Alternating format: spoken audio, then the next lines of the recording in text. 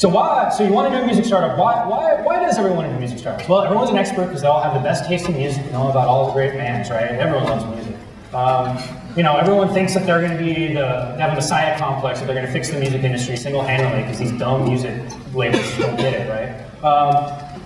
Everyone realizes that social music is this aha idea, and they're like, oh, I should add music on Facebook. Wow, that'll change the world. And frankly, it's easy to get tons of traffic. If you listen to a lot of the talks today, the hardest thing when you're very early stage is getting traffic. If you put up free MP3s on a web server somewhere, you'll get a lot of traffic, and you'll feel really smart. You'll be like, wow, users love my product, But the fact is, there's a downside to that. But yeah, if you want to get a lot of traffic really fast, just post a bunch of unlicensed MP3s. And frankly, users don't care. You can build a terrible product, and if you're giving away free music, people will still find a way to continue to use it. I was a big fan of the original Napster that Sean wrote, and I don't know if you guys used it, but it was not a great, it crashed a lot. But I enjoyed, man, I was a big Napster fan. I had the t-shirt and everything. So, that's why you do them. So here's a Q&A for you guys. Who knows what this is? Yeah, okay, that's a much higher percentage. So this was designed by one of my former employees who worked for me for a very brief time before we went to go work for some Harvard kids. And, I think he did a great job on it. You can see the little W and the H and the node. There's a lot of subtleties. It's a very playful logo. And had those Harvard kids actually decided to stick with this, that summer they moved to Silicon Valley, and when they were trying to sell off their other site for like $1 million, I believe is the story, they were trying to pound that off for $1 million so they could really focus on music startups because that music startup was the big one. So let me show you another thing that the same designer did more recently that is also kind of a playful, there's some hidden meanings in there somewhere. That's what 6 years looks like, guys. You want to know what 6 years looks like? That's it. I mean this sincerely. I'm glad they didn't do that music startup, right? Like, come on, like this is, I think that speaks for itself. So what I'm trying to talk about is opportunity cost. So, Chris Dixon talks about this stuff a lot. I know you guys probably read him. And yeah, there's an opportunity cost when we decide to do a music startup. It's important to think about it, and honestly, I feel kind of stupid spending 6 years building something and making it to that scale, and then standing here being the sacrificial comedy relief for this particular conference. I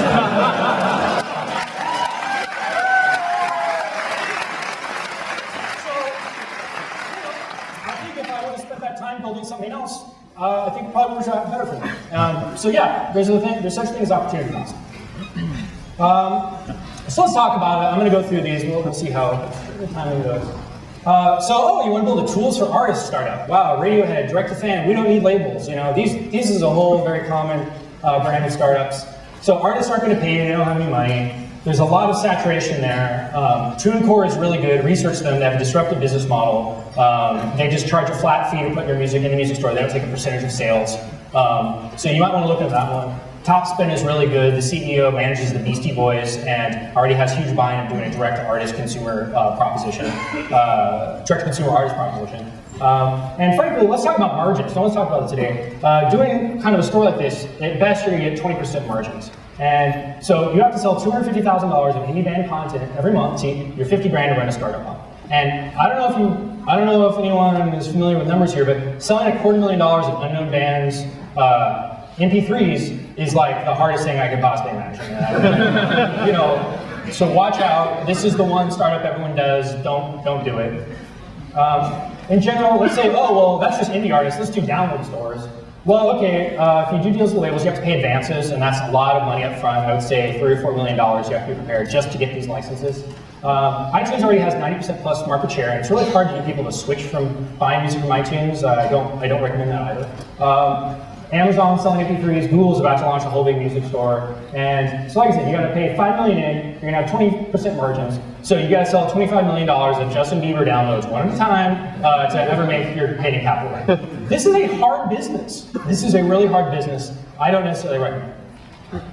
So ad-supported, this is what I did. I was on the forefront of doing ad-supported licensing and pushing it through the music industry because I thought if you did free music that was ad-supported, you could get a lot of the traffic that exists in peer-to-peer land and get it back into a way that's actually monetized and that compensates artists to do so. That was my grand utopian vision for Imeem.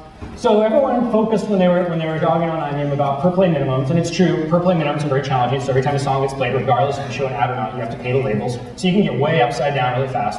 But the other thing that no one writes about is that these quarterly minimums and advances are deadly.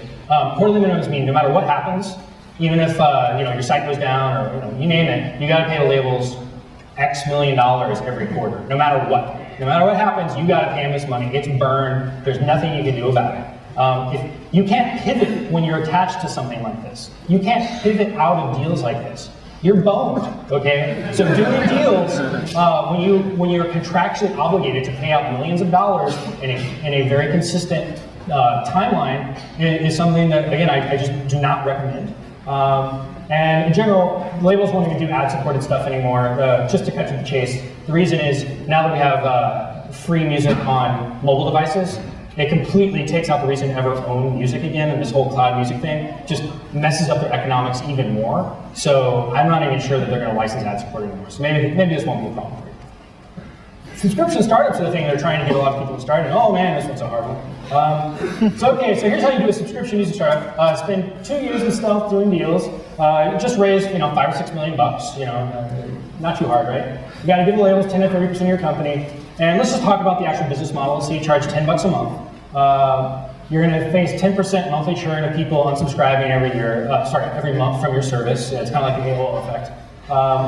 You're left with about $3 to $5 of that $10, and I'm being generous, to actually run everything on headcount, bandwidth, you name it, customer acquisition. Plus, you have the quarterly minimums thing I was just talking about earlier that happen regardless of subscriber numbers. Oh, and there's this whole international licensing thing, so that every country has a different body that you have to license with. So to actually do more than one country-free music startup is insanely difficult. And can you imagine what any kind of social site would be like if it was US only? It'd be very difficult to ever get that thing going without getting those network effects. And if you're doing a legal startup, you're going to be facing this. Oh, and also there's a matter of Napster, Rhapsody, Spotify, Rdio, Thumply, Mog, and the $300 million of free ads that Rhapsody has run on MTV and VH1. So yeah, two-person startup, go for it. Sounds good. So let's talk about running an unlicensed or sort of licensed site, right? Oh, well, we're GMCA compliant. Every time we get a takedown, we take it down, right? What's legal? I mean, I do not recommend this one either. If someone says they're declaring jihad against you in the press, it's not fun. And I'm not trying to mock this. I'll be talking about this in a second. I have been sued myself. But it's not fun. You're not going to want to come to the office. You're going to wonder why you're doing it. I've talked to a lot of startup founders that have asked me for advice that go to the decision to shut down their company rather than continue to face additional litigation. It's just not something you want to go through. And it's not badass. Maybe it seems in an abstract way, oh man, I feel like a badass, I'm getting sued, I'm taking on the music industry. But when I got a knock on my apartment door at 6 a.m. when a process server came to serve me litigation, that's not fun.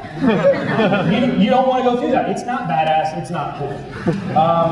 Finally, DMC Radio, which is what Pandora is doing, actually seems pretty good. I like Pandora, they've done a nice job. They've had to lobby Congress to keep it going, and they did it successfully. And they do about $100 million in annual revenue, and still are like almost profitable. So yeah, again, like I don't know if I recommend that to very small startups.